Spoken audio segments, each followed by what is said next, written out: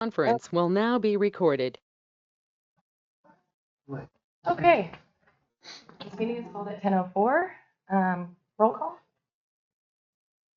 Josh Machine, absent. Denise Reed, Here. Pauline York, Present. Leilani Powell, here. Laura Ball, Here. Bruce Christie, Here. and Cindy Rajan. Okay, so we're going to open up to public comment. The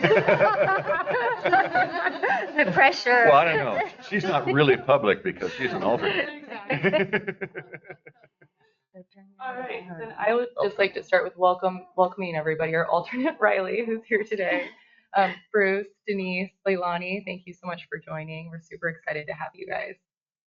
All right, awesome. So we're going to start with our discussion items. The only thing we really have on here is something that I found last week when I was going to Whitethorn Construction.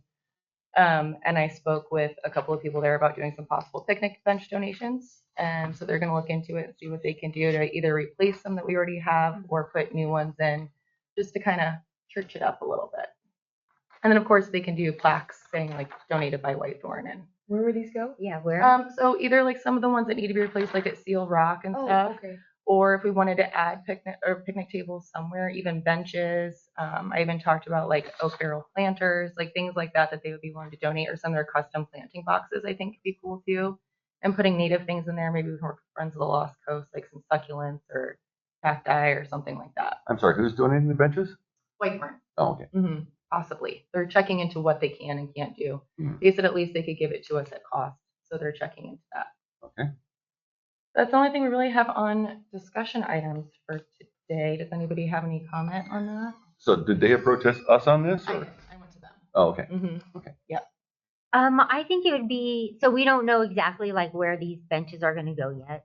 No, I just wanted to kind of see if that's something they'd be willing to do first before we kind of figured out as a committee where they would go.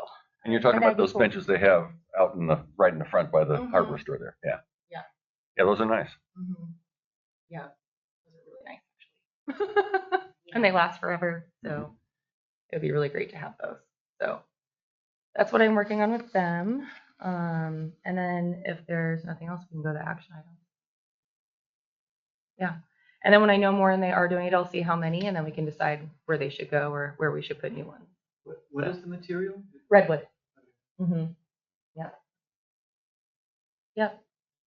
Okay, so action items. So first thing is approving the minutes of the August 28th, 2025 regular Parks and Recreation Committee. So does anybody have, well, there's only a few of us here at the time. Yeah. So Simi, Pauline, anything that you would like to change on this, or are you good to go? No, looks good. Okay.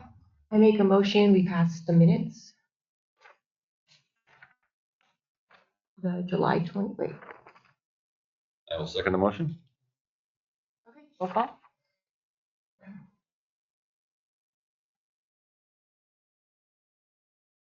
Cindy Rajan, Here. Aye. Both. No, you can't vote president. Bruce Christie, Aye. Laura Ball, Aye. Leilani Powell, Aye. Pauline York, Aye. Denise Reed, Aye. Josh Machine, absent. Perfect. Motion carries. Okay.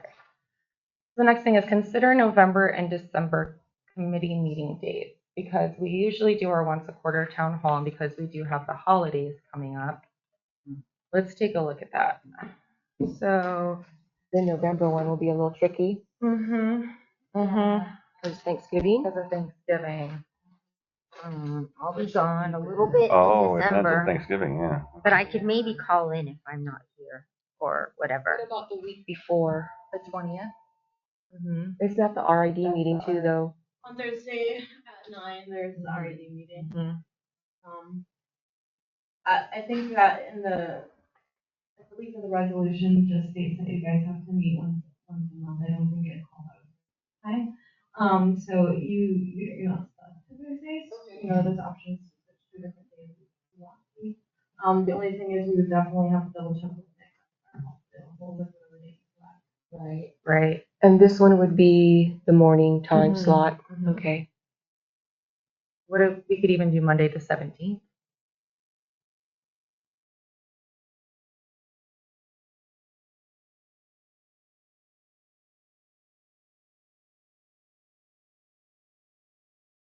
I don't have any objection. Okay, yeah, I'm gonna be gone from the 12th, I think, to like the 19th.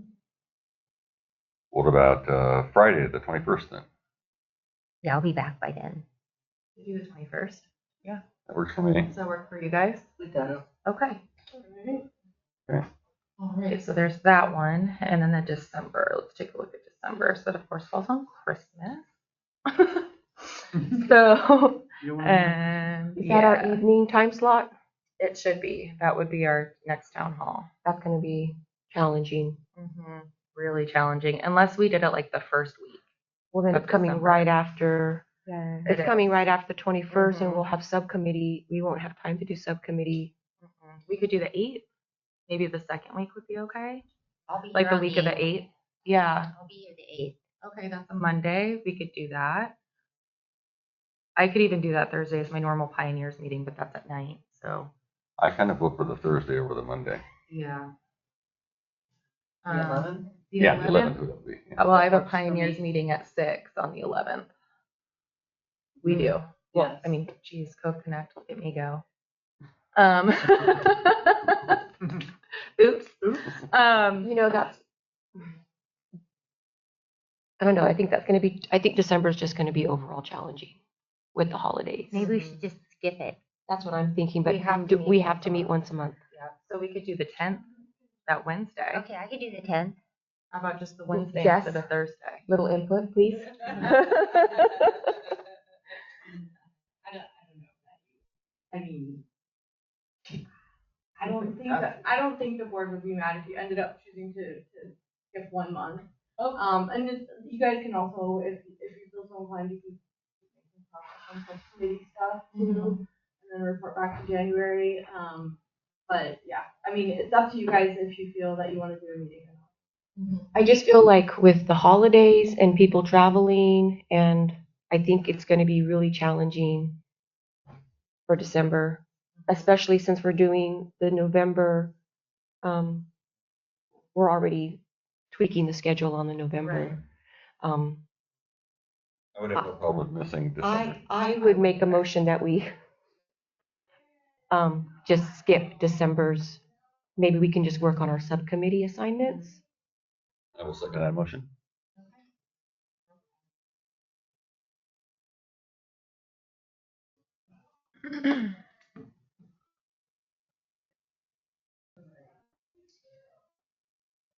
Leilani Howell, Aye.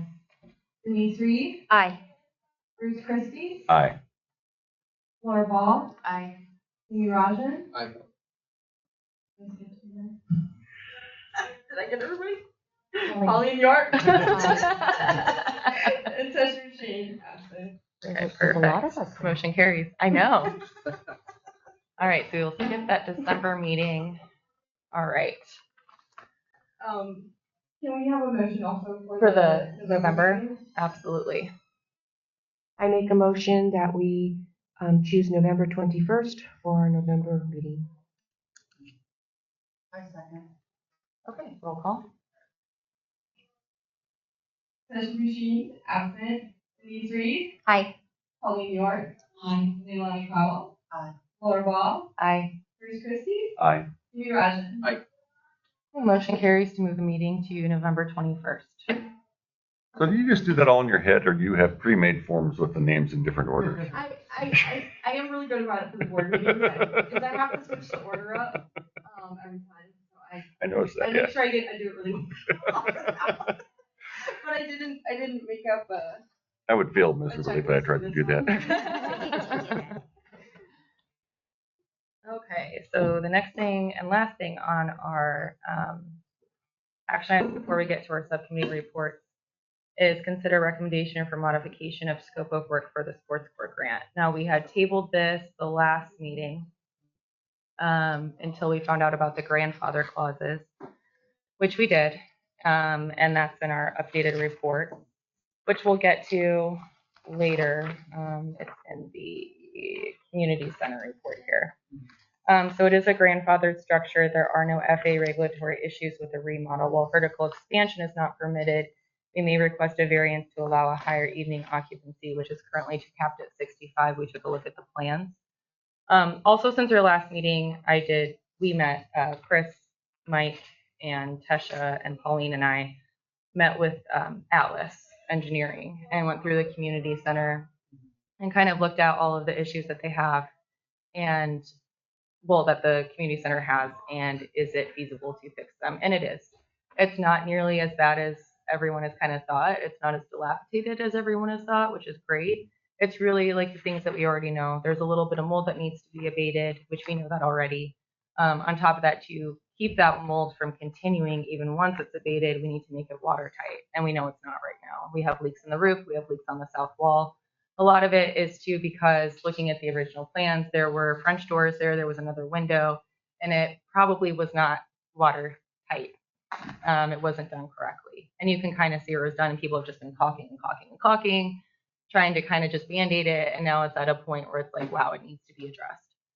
So, but it is definitely worth saving. And it's not, the condition is not as bad as we had all been told or we thought. So that's great. I'm curious, how many more people do you think we could get in with the modification you were talking about? You said it was capped at 65 now? Yes, and yes, and that's higher? according to the plans that we saw, Okay, that it was capped at 65 occupancy. One thought that we had too is asking for an amendment, but also or a variance, but also to see if maybe that could be changed in the evening hours, because there are no planes that are landing in the evening hours. Just so to see what kind of variance we could get on that too, because maybe there would be like a daytime, right. you know, between dawn to dusk, it's this amount of people, and then at nighttime you can have this amount because there is no landing. Okay. So that's what we were kind of thinking of, asking for just a variance on the occupancy max for Right. that. How many people do you think we've stuffed in there at max? Yeah, that's a great question. I mean, has it ever gotten to 100, do you think? Oh, I think so. Yeah. It has. Sure.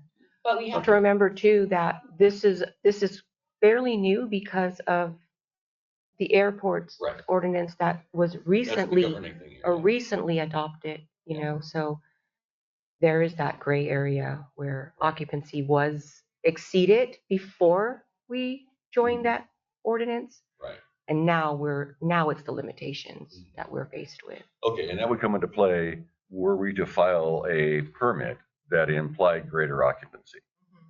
Because otherwise there's not really any enforcement. I don't see the county coming down here and kicking people out of the clubhouse, you know.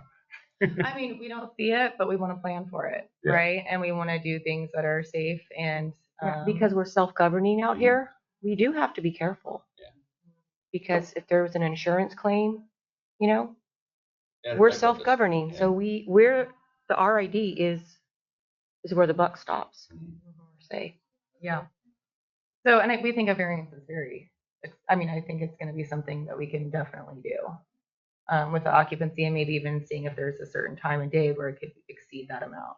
Right. And especially once, you know, hopefully when we have a plan of action to get that south wall fixed, get the kitchen kind of rejudged, do a couple of things that need to be done.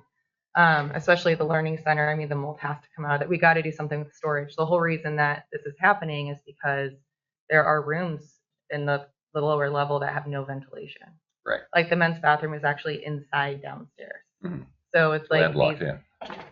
and so that's part of the issue. And then that back storage, no ventilation either. Yeah, there are windows, but they're never open. They're not flashed. I mean, there's a whole bunch of issues. So until that gets dealt with, we can abate the mold, but it's not going to fix the problem. So that's where that is.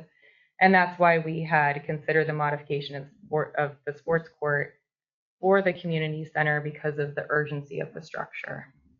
And so that's where, you know, just filling you in, that's where we kind of landed. And so this has all just been discussion. This is the first time it's been on action. I know it was brought up the last RID meeting, but just so everyone is clear, that was not recommended by us. So we haven't heard yet back from the people who've examined the situation, any estimate as to how much it's going to cost to fix it? No, Not yet? No, not yet. I have an email out to Atlas Engineering, but they have not responded, so I'll keep squeaking the wheel with them. Okay. Mm-hmm. Yeah. Also, I wanted to clarify about the capacity. Though that 65 number was on the original plans from 1998 or 1999. I don't know what happened since then, but our rental agreement for the clubhouse, it says the max indoor capacity during daytime hours when using tables, is 89. Well, that's the important factor because the tables is what limits people from getting in and out. Right. Okay. And then the max indoor capacity during nighttime hours when using tables is actually 110. Huh? Oh. Maybe the- Now, is that for the whole facility or that big room? For the abalone room. Okay, okay. Which is where you're going to have the crowds. Yeah. So we could have people downstairs, like when you've had parties in the past and the kids have been downstairs and the adults, I mean, or is that kind of pushing it? I'm not 100% positive, but I do believe that those rooms should have different occupancy ratings. But, Okay, well, that's good to know. I'm not 100%. Okay. I Can check, didn't maybe, find any maybe we could documentation check on that, saying right? Just have a little. Yeah, so I'll reach back out to Atlas Engineering. We currently have the plans for the clubhouse. So, you know, we were discussing some different options of how not to expand the building, but just kind of change the layout a little bit. And furthermore, the only other update that I have for the sports court too is I did call 15 different grants that I had looked into previously, and they said we would qualify, and it's about 300,000 for a sports court. So. Oh, you mean for a new grant? Oh, okay. So if we did want to recommend that option, which we're not really at yet, I don't think any of us are. But if we were, because we have new people too, we need to kind of let them figure this out with us. Especially Bruce, because this is your baby, right? So I'm glad that you're here, you know, because we do want your perspective Well, too. another grant doesn't hurt, because then we could do a different Oh, yeah. sports court. Right. We could do that, Somewhere the different. skate thing or something, or something Yeah. different. Yeah. Skate park or something. You know, and I was thinking about the, I was thinking about that sports court, and I think we were told it was 3 pickleball courts and a basketball court. I mean, and in 3 pickleball courts, that's telling the community that we could have more than 5 people on the court, right? If you have 3 pickleball courts, that's 2 people per court. Well, 2 courts is 8 people. Because you do doubles. Right. Yeah. But you don't always do doubles. Well, yeah, I would say at least 95% of the I time. know Yeah. the pickleball court does, but what about other people get to use the court, correct? So like, When I see people playing pickleball, it's almost always doubles. Yeah. so. Because you have to be a real high-level player to play So singles. 3 courts is going to be 12? Right. 12 people? That's true. Now, remember that the way the plan is right now, it's set up in 2 phases with the 2 courts and basketball in the first phase. And Later? frankly, I think it's likely that budget considerations will say that we can't do both phases at once. Right. And so what we'd be looking at is a maximum of 8 pickleball players or 10 basketball players at one time. Now, all of that was patently obvious to the people at the Planning and Building Commission when Mike Bruno took this through the building process. So the county is 100% aware of the fact that we're going to be putting 8 or 10 people on there playing, and that, gee, there might be somebody in the sideline watching. So notwithstanding the letter of the law and the airport regulations, the county let this go through with all those considerations in their mind. So this would be no surprise if a county official would walk by and see 10 or 12 people in the facility. No surprise at all.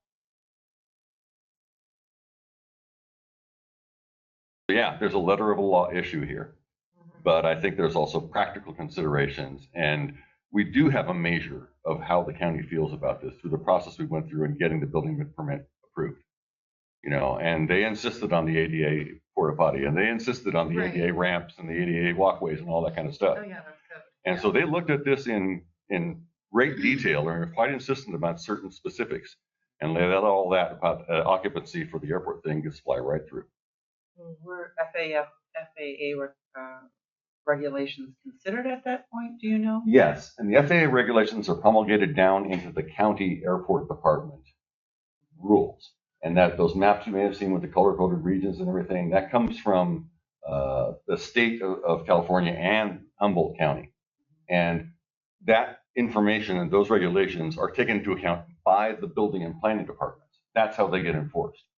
Because you won't get a permit for something if it violates those laws.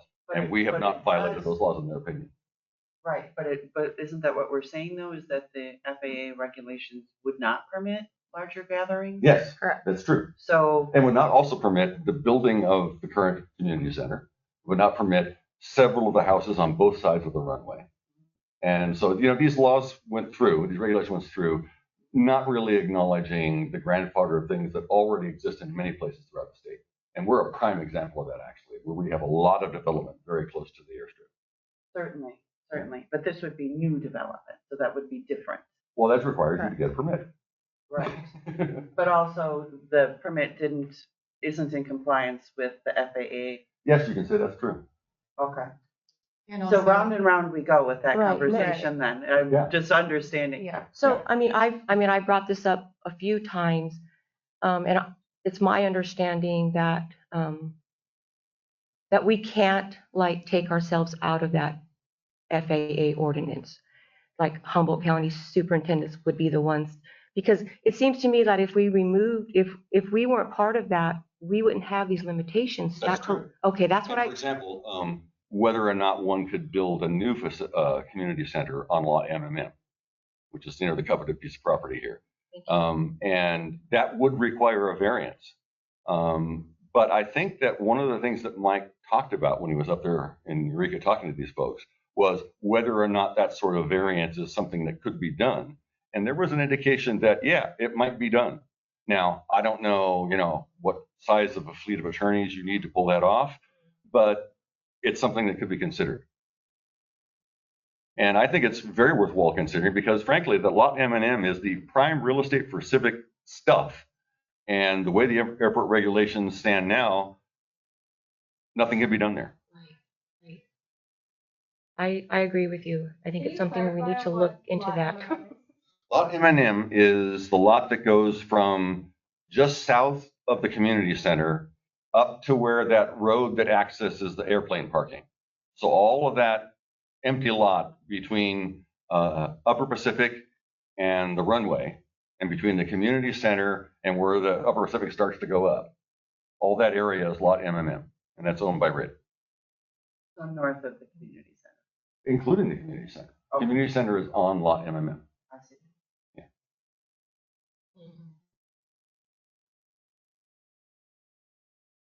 If you like, I can put it on the screens. Yeah. Yeah, county has good access. You can just go online and get maps for all of the plots and everything.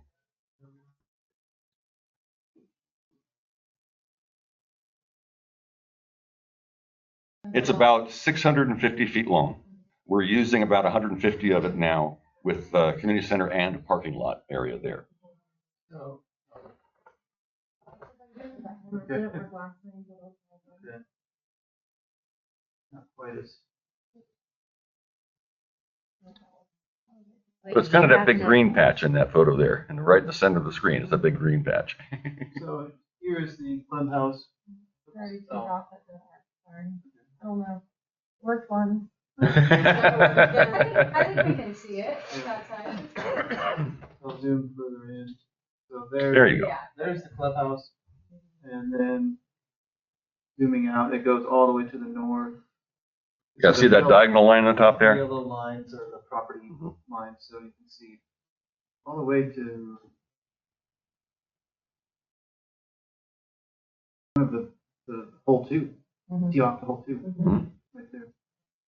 Well, that's all stuff we could do parks and recreation things that. Yeah. It's pretty limited with the air. Yeah, we can't Right. build up. Yeah, Right. building up would be a challenge. There's also a density of people allowed on that Right. parcel at one time. What about that other parcel that you guys had maybe discussed last time? Right, well, that was On the the, north end. yep, on Is the that north end of still the part of airport. that same parcel? No, that's a different parcel. Different parcel. Different regulations. Yeah, and That's also where we the could have a- grant that we've already obtained applies to lot MMM. Yeah. So I don't know if there's a Like a state possibility park to that change it to a different parcel or not, but No, currently it there's says so. not. That's the thing, is that Okay. the only way we can move it is to that lot. 'Cause the address is already, so we could move it to the community center, but that would be all we could. Or any other project in that lot, yeah. Right, which really would be the case. I don't think there's any other project we Right, do. the only other project Um, that's urgent besides the sports court would be the community center. Right, Right. And then we'd apply for new grants for the new location where we could have bleachers and a few spots of parking. And there's the trail behind it that goes to the labyrinth.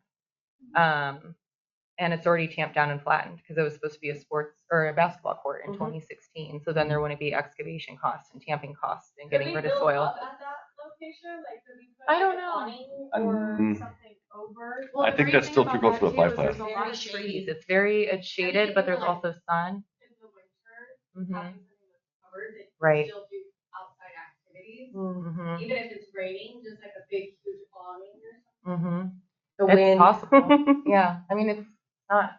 Have you seen those like big, huge, they're almost like greenhouses Mhm. in the metal? You know, I used to do basketball in Arizona in one of those. Yeah. And then they had garage doors on each side. Oh, that's cool. And it's a pretty cheap method of Mm-hmm. creating a building. A lot of farmers use it, and you know, it's like a massive greenhouse, metal, and it has garage doors on either side. That would make it That would be cool. at a cheaper cost than building a building. Plenty of guys out here know how to put up one of those. Yeah. Yeah. Exactly. Well, if we got 300 grand worth of grants, that's maybe something we could look into is having something covered or even an awning on top of it. Yeah. But we'd have to look into that. And so that's my thing is looking at the other side because I see it from being in a nonprofit too, where I'm like, I want that to serve events too. Like, what are the possibilities we could do at a sports court with this amount of money? We could have, I mean, in that area, there's a great spot for bleachers. I mean, we could have bleachers there. We could have picnic tables. We can have native flora and fauna. We can have, I mean, there's just endless possibilities there where It'd be I a really feel nice like, spot for music because it's Yes. like a mini little yes, mini like a little amphitheater. amphitheater, which would be so cool. I mean, there's that cool spot on Willow Glen too. That we wanna look Yeah, at that's for a that. really sweet spot up Isn't it? there. That would be perfect for an It's amphitheater, really I think. sweet. We've been trying to rack our brain what to do. That's the next spot we want to go look at. And I could hear the bands from my house if it was there. Yeah, that'd be cool. From Willow Glen. Costa Rica, there's an amphitheater with a skate park pump track that surrounds it. So while the parents and the adults are having food trucks and all of that, it's so awesome. There's a skate park that wraps around it for all the kids. That's to- super creative. Honestly.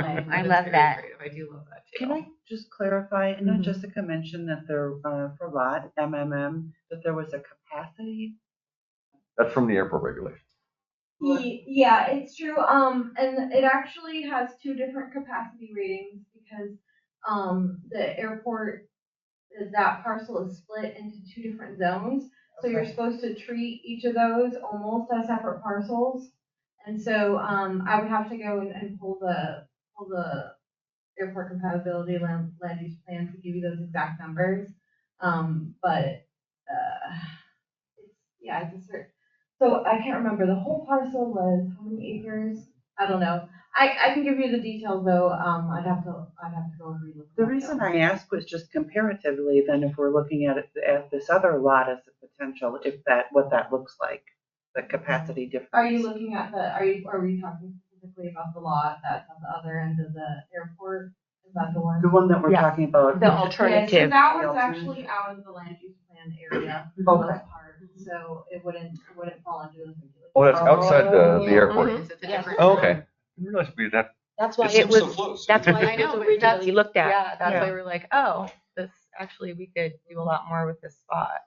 Yeah, it does have some other zoning restrictions. Right. for Mhm. Natural resources zoning. Because there's a that I have to look at. Yeah, because the creek is there. Yeah. Yeah. Okay. Yeah. And what's the alternative lot that what's the name of that lot? Just so We just call it the north end of the airport or the I watershed. think it's actually, in the RID terminology, I think it's actually called lot LK. but Oh, have to look I at like it. that. okay.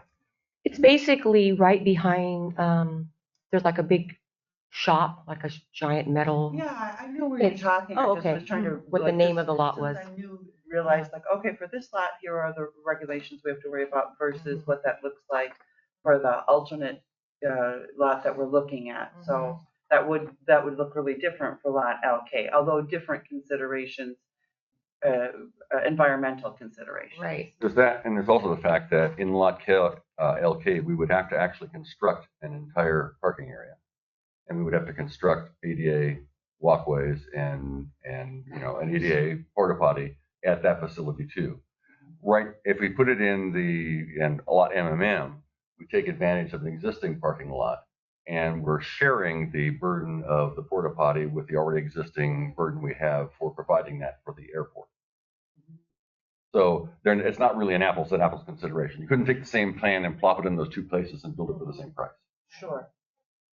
We also have excavation and water mitigation issues with the one at the community center. Plus, we also have to think about event parking. I'm sorry. An What are event. the issues about excavation and water? Because So- that's been engineered and No, the county it's has been approved it. engineered. It's just a little bit more expensive in that area. From the research I've done is the mitigation and then of course excavating that Yeah. area, getting rid of the soil, tamping So it you're down. saying LK is flatter? It has the flat area already from where the basketball court was supposed to be in Okay. 2016. So it's already been excavated. So I'm just saying that's just another consideration is that area does already have a spot that is already tamped down, flattened, and excavated, where this one doesn't. The concern I have with the parking at the community center is it's illegal to park on the street in Shelter Cove. So what are we going to do about overflow parking for the community center? And furthermore, are there going to be people playing during an event, and how much parking is that going to take up? So that's kind of my concern with that. The other area, yes, we do need to build some parking. We can have maybe 4 spots. I think you and I, when we were over there, we thought maybe 4 spots. The other good thing about that is there's already the parking across from Delgado by Mimo Chima. Mimo Chima is only open on the weekends seasonally. There could be extra parking there. We can talk to them about that. There's also the trail that goes to the Labyrinth, which is right behind there, and there's parking at the Labyrinth too.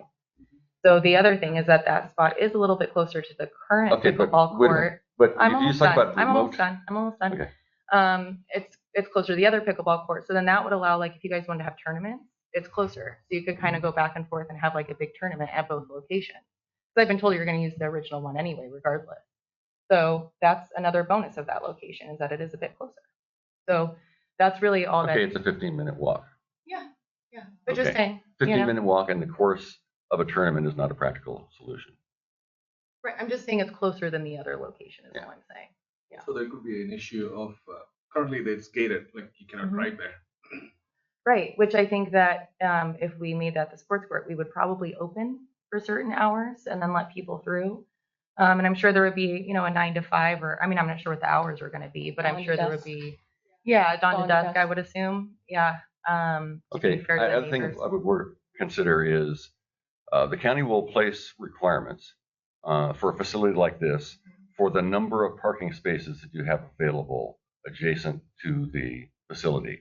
And I find it questionable whether they would be satisfied with 4. Right, And but then remote parking, several minute walk away will not be accepted. Right. I don't feel like the parking by Delgado and Mimo Chima is that far. We're talking a couple blocks. The county will not accept that because you're not going to run your wheelchair You'll have to from that No, location not to there. Not for ADA compliancy, of course. Of course, we're going to have to do a parking lot there. Absolutely. I'm in total agreement.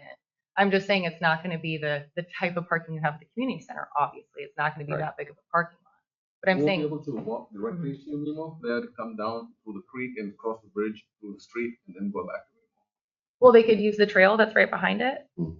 They could also just go down where that gate is and then just walk. But Mimo's like right there. So, but we would still have to consider overflow parking for the community center. Yes. So we would, That's a big do one. That's a we big have to one. build? Where would we build parking? I What do have we no do? idea. about Okay, overflow parking on the other side of the sports courts would be less of a walk than the walks that you're proposing for the Lot LK location. So I'm sorry, so we're talking less than 100 feet additional walk from the current location of overflow parking to a shifted down location of overflow parking on the other side of the sports courts. And we're going to have a nice little sidewalk that runs down the middle that you can walk on to get there. So let's do apples to apples comparison when we talk about parking and access and the amount of walking we're expecting users to do. And so this is just this is part of what we were. So overflow parking at the current site would just be on the other side of the court? Yeah. And so the court couldn't be put there? Well, Could you swap it out for parking? Or is it already permitted? maybe, well, it's already been permitted. And so it'd be a whole new permitting Okay. process and another survey and all that kind of stuff. But no, there's no particular reason why it couldn't be moved to the north. No, I don't think that, and I can't see any. And it's a proposed paved parking lot? No. Allow no. Right. Oh, Right. you're right. So that, It's you're already, saying, it's already barely within zone 2. oh, so that diagonal still enforces. Yeah. So can Okay, we- so I'm sorry. No, you could not be moved north. Yeah. Wait, there's no. And it would just be Right. the same dirt parking lot? Yeah. Okay. Just trying to get all the information. Yeah. No, that's an important point you just made there. I thought for one point we decided that wasn't true, but you've now verified that that diagonal line that we plotted is correct. They never formally, I don't know, they said they were gonna switch it, but we've never seen any form of documentation. That, because it would shift it a little bit, But not a lot. but not a lot. Okay, so that means that any development we do, such as the sports courts, would have to be tucked up right up against the parking lot there. Because we have basically a triangle of space there. And that's one of the reasons why it was shown in two different pieces there. So that the piece close to Upper Pacific would be smaller and not cross that diagonal line. Right, because of zoning. Right. So no, I'm sorry, we could not move it north. Right. A lot to consider. Now, the whole thing is that that's based on that airport regulation, and some little inklings have been said that it's maybe possible to get a variance on that. And if we ever want to build a really nice community center, where else do we want to put it? Right there. You know, so getting but we got 450 feet. So we have room for both sports courts and overflow parking and a community center. So, you know, that's something to be considered. You know, is that a hill too tall to climb?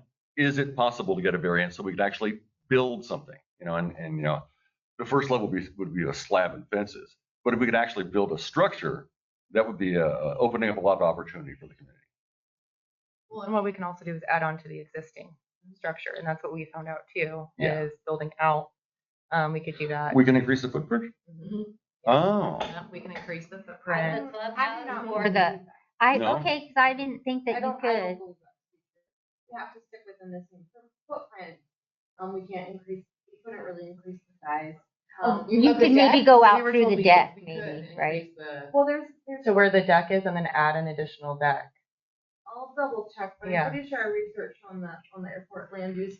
And so because what is happening, I guess, is if you change it too much, it will become a not, so it's already a non-conforming structure with a non-conforming use with the current plan. And if you change it too much, then it becomes, it will change it into the new regulations, and then it will become not usable. So not But even like I can expanding, verify with like the- enclosing the deck area would not? That's still in the same.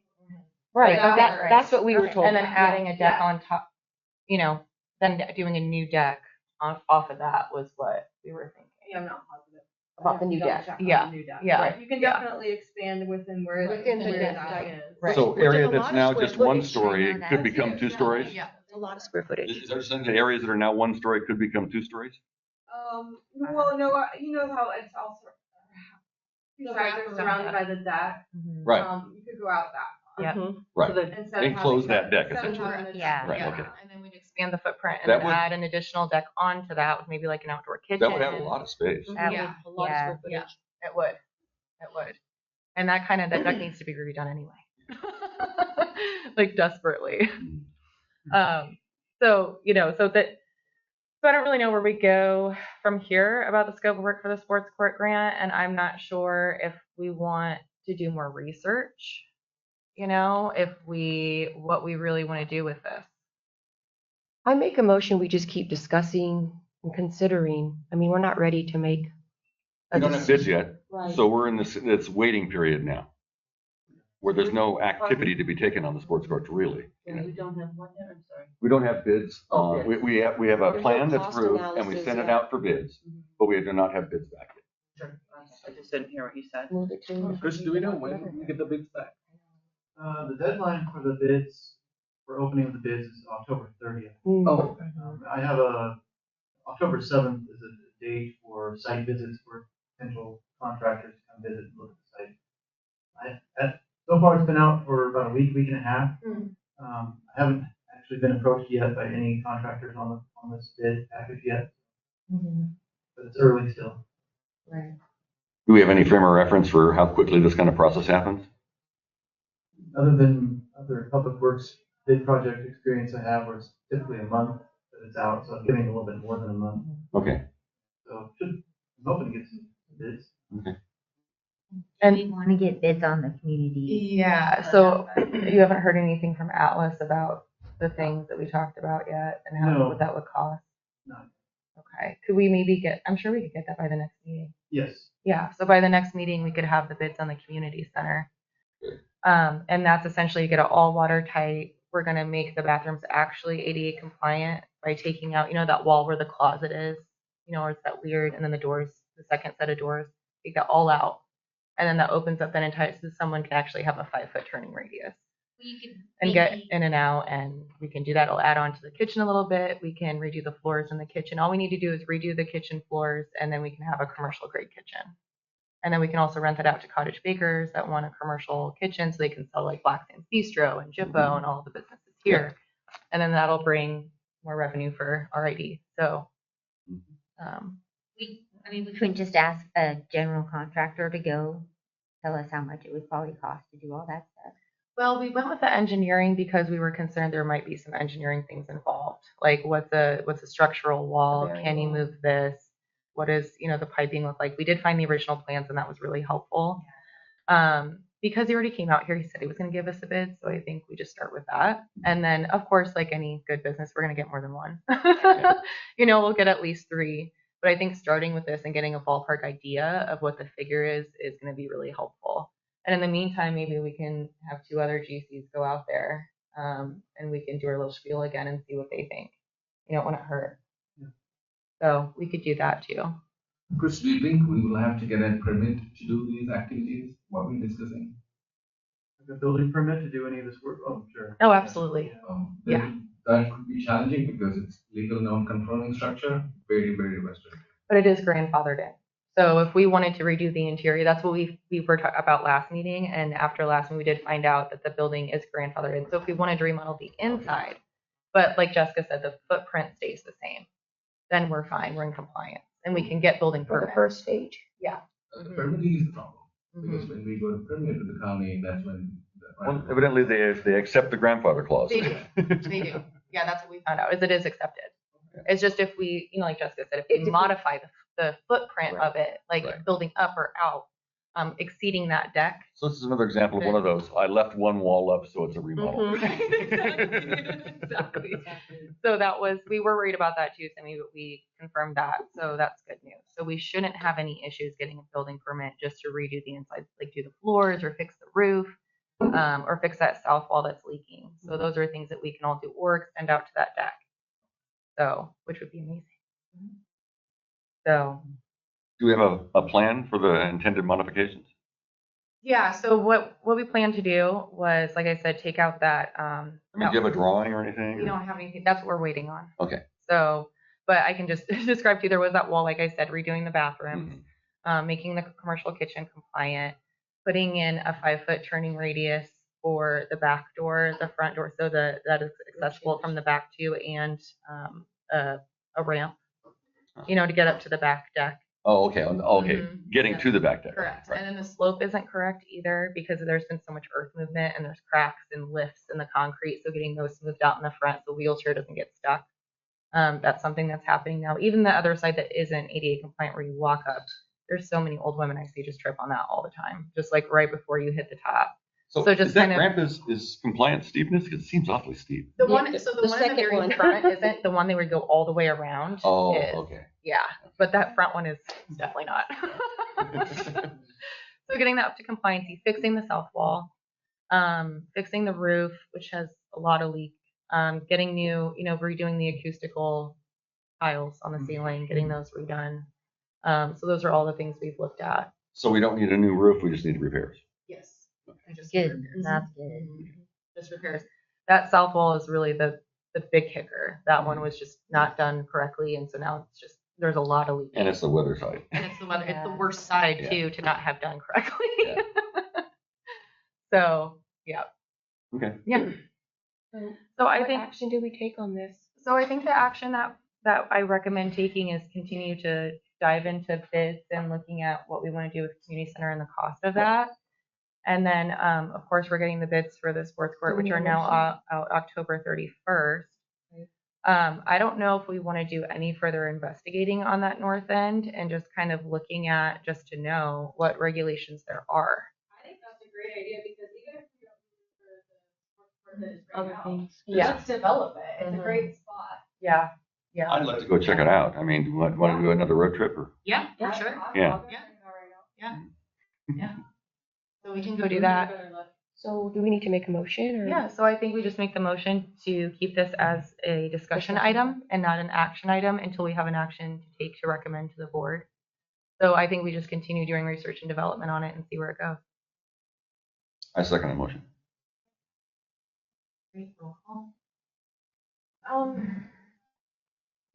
Oh wait, I Just- can't I first think- anything. yeah, Someone has I to don't first. I it and make a then- motion that we keep we keep this as a discussion topic until we're ready for action. She's not gonna let you get away with that crap. No, she's not, and we're glad, and we're happy.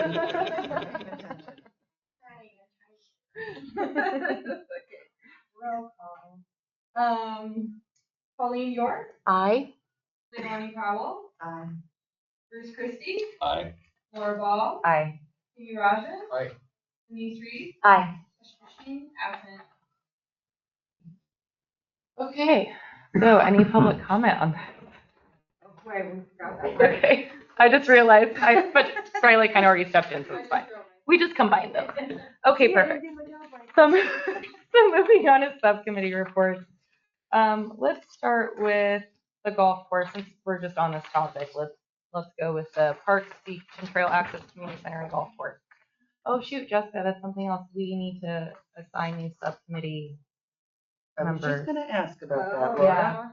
Because we combined them last week, didn't have enough members, and now we do.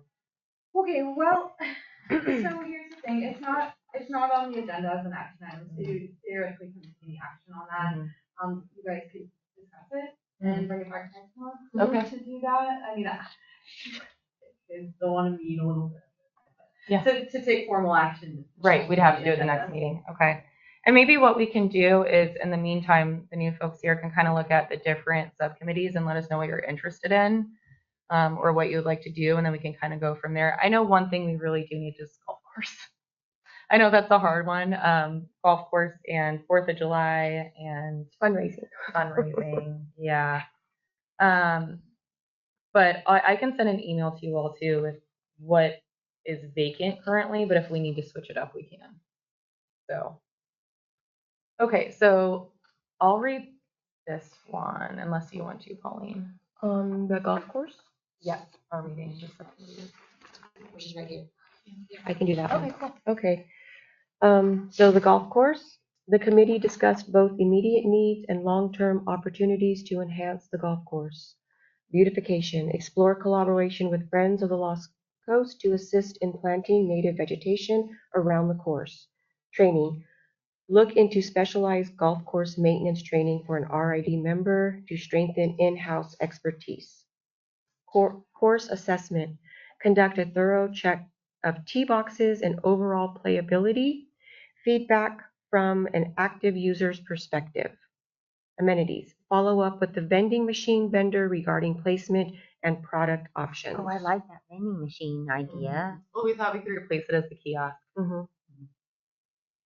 So this would be right at hole one then, or Well, we thought about also the community center. at the center? Well, we still want the kiosk though. Yeah. Okay. yeah. But this could replace the kiosk, which is always broken. Yeah. And you just hit a button for whatever holes you want to play, and then Yeah. you can get balls, That'd tees, be nice. Gatorade, whatever, and then it would just be passive income, which would be great. Yeah, I like that. Yeah, and there's only one vending machine vendor that will come out here, and he's very hard to get a hold of. So I've left 4 messages already.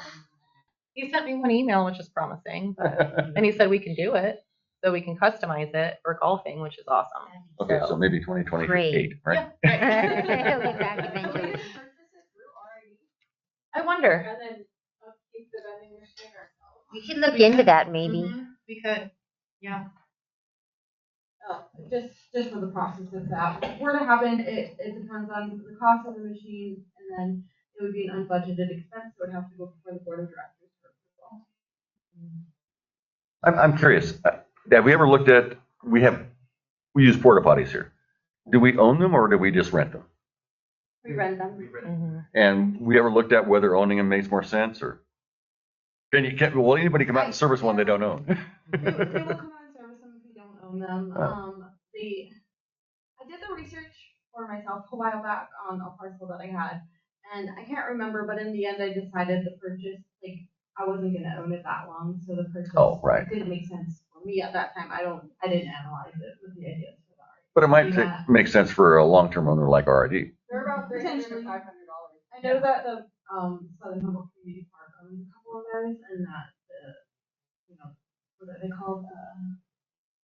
Whoever's the Six Rivers that go in service, but they also rent too. The amount of the rent was fairly minimal, so it would take a decent amount of time for it to pay for itself. Okay, I'm just curious. All right, so I'm going to go on to community center. So the subcommittee carefully reviewed the condition and potential of the community center. Findings indicate that the building is sound and repairable, contrary to prior narratives suggesting that it's near tear down condition. Yeah. So key updates: structural status. The building can be fully watertight and repairs with an ongoing maintenance. FAA building code. As a grandfathered structure, there is no FAA regulatory issues with a remodel. While vertical expansion is not permitted, we may be requested to variance to allow even higher occupancy. And that's when we saw the plans at 65. So expansion potential. Additions can be made to the library and playroom while retaining existing storage capacity. Accessibility. ADA compliance is achievable for both upstairs and downstairs areas. We measured all the bathrooms to downstairs. So the library is the learning center, and those are 5 feet. So we actually can make those ADA compliant just by moving a toilet or a sink. Kitchen upgrade. The commercial kitchen can be upgraded relatively easily to expand community use and rental opportunities. Bids and grants, awaiting a bid from Atlas Construction. We're still awaiting that. Additional grant opportunities should be explored, especially those tied to evacuation centers, since the facility serves the entire southern Humboldt area in case of a fire evacuation, which is the purpose of that center. So I think in the meantime, too, we can also look at other grants. I mean, let's say even potentially we do modify the scope of work for the sports court and use it. We're probably going to need more to do what we really want to do. So I think it's good to look at that, or as a plan B. If we decide to keep the sports court there, the community center needs some grants, some funding to get it to where it needs to be. RID doesn't have it budgeted out. Do we have any kind of guess as to what the envisioned don't break the zoning modifications would cost? I mean, are we talking $100,000 or $300,000, or do we know it all? Depends how far we wanted to take it. I mean, what we really want to, a lot of it too, is we got to fix that storage area downstairs. And so we have to put some sort of ventilation or make it open air. And that's something that we were looking into too with both options. So still we don't have a feel Yeah, yet. and we've got to figure out those rooms that are, locked. So it's just, and the guy's kind of looking at a plan for us of what that's going to cost and what that's going to be. But the downstairs is really the big issue. The downstairs, the south wall and roof leaks. So, and then everything else would just be kind of beautifying, So if we did new floors, painted the walls. But I know we've done painting and spackling too as volunteer work through what is now Cove Connect. Awesome. So, so we do have volunteers for that little stuff, but the big stuff, like I really think we should definitely look into acoustic tiles for the ceiling and not the batting that's currently there. Number one, it's going the wrong way. So that's not helping. And number two, it's super dusty. Yeah. And really hard to clean. And now you can just get the tiles you put directly on the ceiling. So yeah, and I don't know, maybe we'd want to look into like maybe doing cork or something on the floors to help with acoustics too, which is not very expensive per square foot. It's click and lock plank. You can take it up and replace it really easily. It's sustainable. You can sand it down 10 times. So maybe something like that would be good to look into too. And then commercial tile for the kitchen that has the right decoff rating. And then we can get that, up to code. Commercial tile is the only thing needed in the kitchen area to bring it up to industrial. Yeah, we could put in a dishwasher, but it's not necessary. We already have the 3-bowl sink for sanitization. Sure. Right now, I think we have a sanitizer in there. It's not even a dishwasher, and I know it's broken. The only other thing we are looking into, and I don't know if we've cleaned out the ice machine yet to see if that helps. We are looking at a different ice machine because that one is jankety. Oh, didn't we just get that one? That I one seems know. so new. I know, and it just doesn't work appropriately. But we're gonna try to clean it out and see if that helps. But I hope, yeah. So that's that. So Let's see. So parks and trails. The subcommittee explored creative and ecological approaches to the parks and trail improvements. So the Labyrinth project considers tamp gravel pathways with cookie rounds, a trail of wood stumps, pavers and plates of wood chips, planting of succulents, lavender, a creeping thyme that would enhance sustainability and beauty. Little Black Sand, secure a bid for improvements and safety upgrades. I don't know how we go about doing that, Chris, or who we would call for that, but we should definitely look into how we do that. So we're just talking about the trail connecting the beach and the parking area? Yeah, and that parking lot that crumbled. Like, should we do parking over there? Should we leave it? Should we maybe do gravel? What can we do in that area to make it So easier access? Rid owns those lots? Mm-hmm. That little black sand. Little Yeah. Black Sands. Mm-hmm. Yeah. Just an important note is that it is within the coastal development area, and that would require a lot of extra review. Right. That are more strict rules. Yeah. And I think they only meet twice a year to consider anything. So Yeah. anything that happens, it would be very. It would be very slow. Mm-hmm. But there are California coastal development grants. Yes. And so we've been Tesha and I have been looking into those. And so that it is going to be a very slow going thing, but it needs to be done because it's not safe right now. You're talking about repairs to that parking area where it's washed out. At the very minimal, a safe walking trail down to the beach. At the very minimal. At the bottom end, it gets steep and gravelly and wet, and so it's. And then BLM coordination, schedule a meeting with the Bureau of Land Management to align on trail access, maintenance, and conservation priorities. So I did go in there and I talked to Amber Matson, and she said she can be our liaison. So if we need anything, we can email her, set up a meeting with her about anything that is BLM that we think needs improvement here in the Cove. So we can kind of work together with them on that. Funding. So research and pursue conservation grants, which is what Pauline just talked about, to support trail development and natural habitat enhancement. Closing, the subcommittee recognizes the importance of investing in Shelter Cove's recreational culture and community spaces. The golf course, community center, and parks trails each hold significant potential to enrich quality of life for residents and enhance tourism appeal. With partnerships, training, and targeted grant applications, these assets can be sustainably maintained and improve the benefit of the entire community. So there's that one. Okay. Demi, you want to read this one or you want me to? I don't care. Okay. Thank you. Okay, so Semi and I met and we have some different ideas about what we can do to kind of help RID and with ecotourism and fundraising. So I'll just kind of start with the arts and ecotourism. We'll go from there. So the subcommittee continues to explore ways to highlight Shelter Cove's natural beauty and artistic community. SCARF and local artists remain strong partners with the opportunities for public art installation, murals, and event tie-ins. One of our concepts that I think we both really like is a mushroom and seaweed festival during our slow tourist seasons. Maybe March, April is when I think we're pretty slow, and that's a great time for seaweed. We have king tides too that we could do something around. And then, of course, mushroom and seaweed is great there. Maybe even working with the tribe and they could cook the purple sea urchins, something like that would be a great tie-in.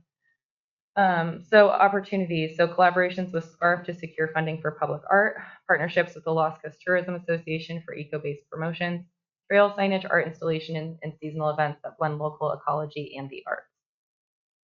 So 4th of July. So the 4th of July celebration remains a cornerstone event for Shelter Cove, drawing both residents and visitors. The committee recommends continuing to build on existing partnerships with Cove Connect, local businesses, and volunteers to handle logistics, entertainment, and fundraising. Key elements for 2026 planning are vendor booths and food partnerships, fireworks or alternate celebratory displays depending on budget and regulations, expand children's activities with family-friendly programming, strong marketing push through regional tourism associations. So essentially what we really talked about 4th of July is making it like a festival. Instead of just having illegal fireworks on the beach, we can make it something where we have like food trucks and art and stuff for kids to do and have an awesome parade and really just make it more of like a fun small town celebration too. You're not saying that illegal fireworks on the beach are a bad thing, are you? That's super fun. I mean, they last 6 hours. I think our fire chief would disagree. Yeah, I think they're bad.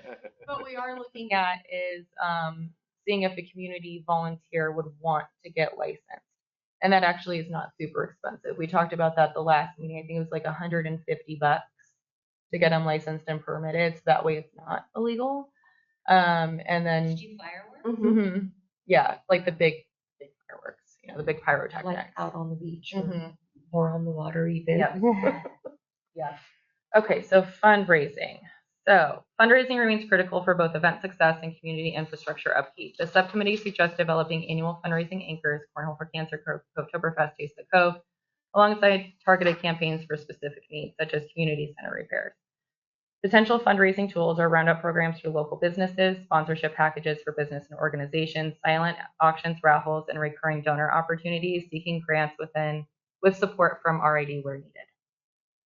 So the other thing we talked about on discussion of Parks and Rec within RID, and this is something that Simi and I discussed, is essentially should we as the committee kind of figure out a way to help RID get Parks and Rec kind of off of their plate, right? Like having somebody else rent out the golf course, work with nonprofits on the community center, like with Cove Connect and SCARF and SCOPA, and like we have all these amazing nonprofits and tourist association. But what sucks for RID, and I feel it, is that they have to pay people a certain wage, and weekend hours are time and a half, and the training and all of that is astronomical. Whereas nonprofits, we can contract people, we have volunteers, we have our own insurance. It's a lot easier for us to kind of take that, run with it, and assist RID instead of it all being on RID, because it's a lot, and they already have a lot with their infrastructure. So we'll all kind of go through this, and this is, of course, just discussion and an idea.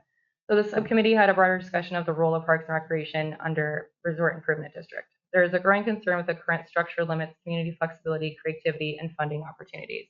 And that's the other thing that, I'll have Simi talk about too, is the fundraising within RID is very difficult, whereas a nonprofit, it's a lot, there's not as much red tape, it's a lot easier. Yeah, we ran into issues with the raffle. We were trying to raise $1 million for the Parks and Recreation Committee, and then we can choose the project based on the survey what the community wants. But we ran into issues like the government agency cannot do raffles, and also how do we maintain that accountability? And we are dealing with a lot of cash. Another option is the taxation, and taxation, I guess, in general, community doesn't want to pay money for Parks and Recreation Committee. I mean, we have a proposed taxation for parcel tax, probably for maintenance and Infrastructure. infrastructure and RID's core function only. Parks and Recreation could come across as like a not necessary. So then comes to the question, like what we do as a committee here. We don't have any real power, no voting. What do we advise on?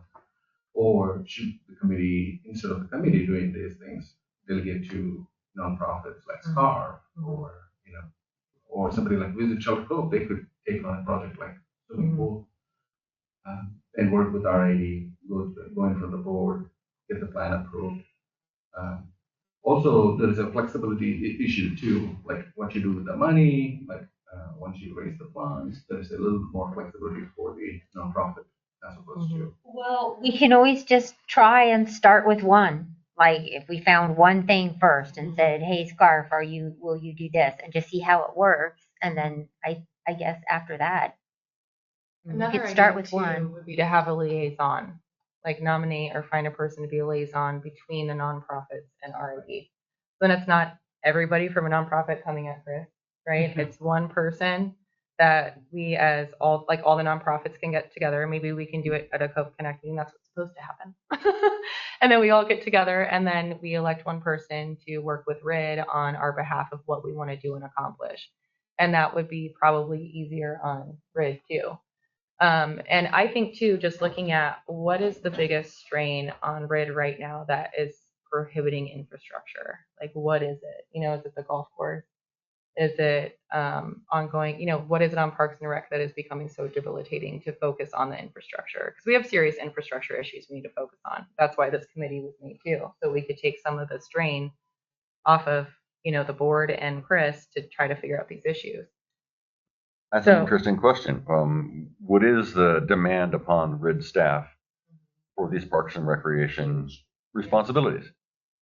And isn't that part of what your responsibilities are by law? Yeah, that is part of the Public Resources Code. It's one of the aspects of the RID law. Okay, so is it something that we can just say, no, not doing that anymore? I don't think so.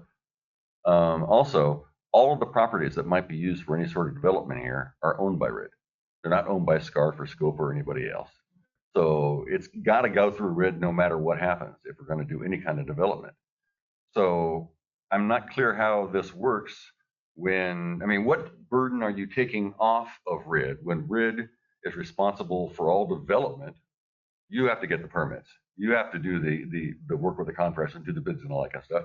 And RID is the one that's responsible for all the maintenance and upkeep on all these facilities. So what are we actually taking away from RID that's going to save them all this time?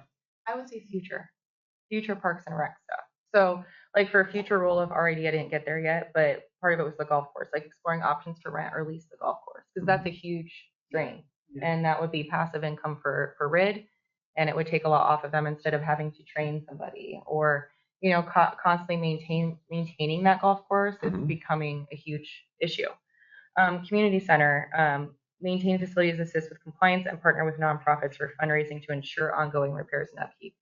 So what I'm suggesting is, it's not saying RID steps out of it, but what I'm suggesting is that RID works with the nonprofits to create a Parks and Rec.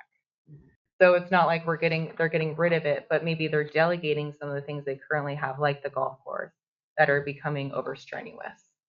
You know, and then I don't know what the sports court's going to bring, but, you know, maybe getting some volunteers. I mean, I know the sports court, you know, nonprofit is obviously going to help, but coming up with a plan and maintenance to kind of share that too with the community, so it's not all on. Well, and I'm entirely agnostic on the concept of metering these facilities. If RID decides that these facilities that they own need to be paid for by user fees, I'm down with that. Yeah, absolutely. You know. Yeah, absolutely. So that was just a little conversation we had. So the closing is just arts and ecotourism for the July and fundraising initiatives are strong opportunities for Shelter Cove. However, to maximize success and community benefit, we recommend a restructuring of how Parks and Rec functions within the district by shifting responsibilities to nonprofits and redefining RID's role as a supportive partner. Shelter Cove can better sustain its community events, facilities, and long-term growth. Essentially, let's help out RID. You know, we've got the volunteers, we've got the people. Let's help them out. And if we're starting to do more Parks and Rec, I know a lot of our nonprofits are having bad turnout. We might get more people to turn out. You know, if it's something they're passionate about or something for their kids or a pump track or, I mean, whatever it is, that can help our nonprofit success too by partnering with RID and supporting them and helping them in these new ventures and existing. Well, I kind of thought that was our role because we have like SCARF and we have, you know, people representing pickleball and like community members. Like I kind of thought that was our job. It is, but I'm saying for future Parks and Rec stuff. Like if we do another labyrinth, or if we did another, you know, just kind of trying to defer some responsibility and maintenance off of them and kind of as a nonprofit help take some of that off. And then also making recommendations like leasing out the golf course, or maybe we can do fundraisers as nonprofits for the community center instead of just saying, well, where is it in the RID budget? You know, because it's not there, you know, and that's the problem. To your point, Simi, it's not there, and that's what is frustrating. But it's also how we can help, as we're all in these nonprofits, we can help raise those funds where RID can't. You know, I don't have any objection. You know, should the pickleball club decide to have an event at the community center, I have zero problem with paying all the costs associated with that. And I hear that there are many nonprofit activities that occur in our facilities where they're not paying a fee for the use of that service. And I don't think that's right. I think any nonprofit, you know, should pay for the facility that they're using. Well, I just know for an example, SCARF, we do free art classes, 2 free art classes a year, and we don't have to pay for it because it's free. We're not asking for any money from the community. It's a totally free class that we do. Okay, but so that's a subsidy. Like that's a subsidy on the part of RID for that activity. Yeah. And we need to question, you know, are those subsidies justified? Yeah, it depends, because then you might end up not having free classes for the community. Right. Well, no, what you may have is a situation where an organization that wants to put on something like that has to pitch in a few bucks to make it happen. And because we're not, you know, how much does it cost for some corporation to come in and rent the RID for an afternoon? It varies. The rates vary based on whether you are a resident or non-resident and the amount of hours So max. you use it for. Oh gosh, I don't know. We have to, we want to open it up. Yeah. RID website. But you can use that facility for under I can tell you up $100. to Oh, yes. 4 hours for a local, up to 4 hours for a Yeah. local, I think it's $50. Yeah, I don't think we should walk away from that revenue. Absolutely not. Absolutely not. And I think if you want to put on a free art class, if you're so motivated to do it, maybe you can cough up the $50 to make it happen. Another thing you could consider too is maybe in-kind volunteer maintenance, like like we do fix the walls in the community center and paint, or that front garden that's there. Always the flowers always need to be That's good, too. deadheaded, and so it may not be money, but something that equates to that amount where you're taking some of that load off of grid. So Right. whatever. So if you want to do free art classes and you're like, oh, Scarf's going to come in and weed this garden, we're good. So there are probably ways we can get around that fee, but still help spread Right. out on the community. And those getting away with it are actually saving grid money. Exactly. Either way it works, right? It's in Right. kind. Exactly.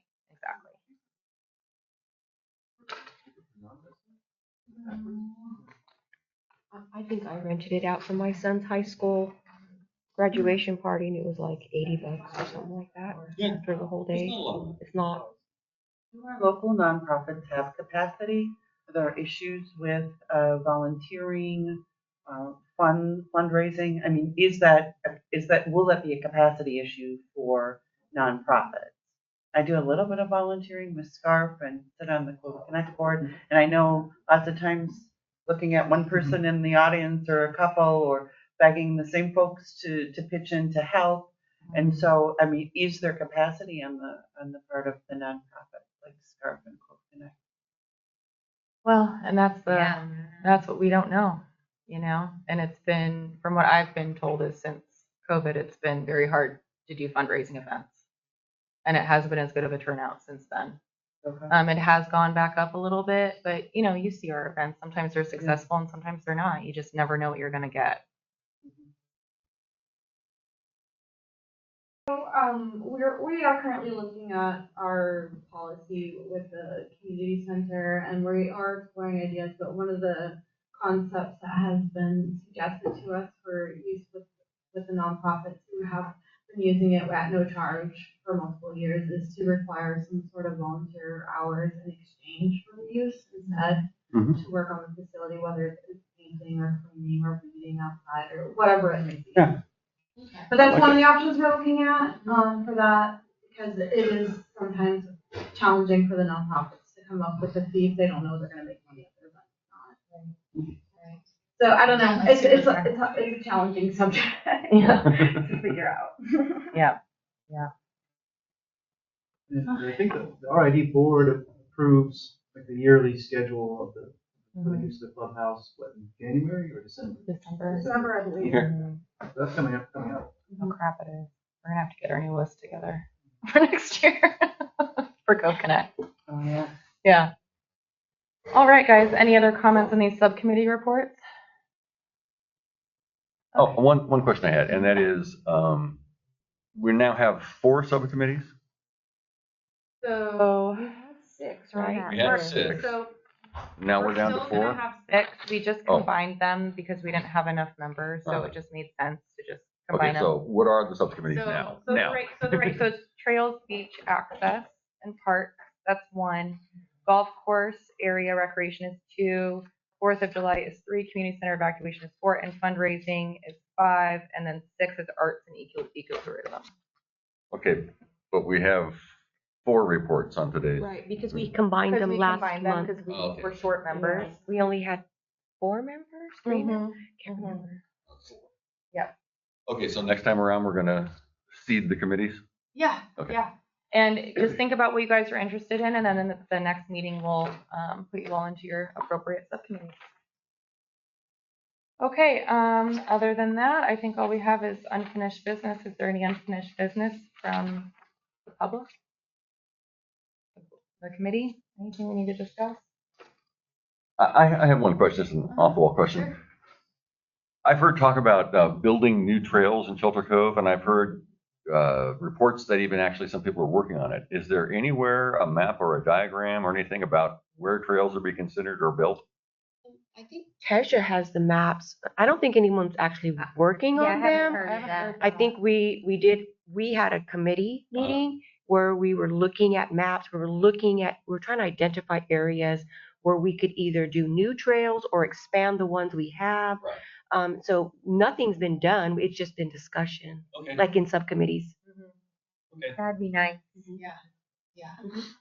That's something we could do easily with That's a right, bunch of a lot of people. permits or things like that, yeah. Just go and either improve what we have, expand, or put in some new trails somewhere in the development. That's why we looked up high. We kind of did a field trip. We actually did some field trips with the subcommittee. So we look forward to more hands. Do we want to do a field trip to the north end of the or not? Oh, yeah, Oh, the the airport. Yeah. Yeah. I definitely want to check that out, yes. Okay. Anything else? All right, and this meeting is adjourned at 11:20. Thank you, guys. Thank you.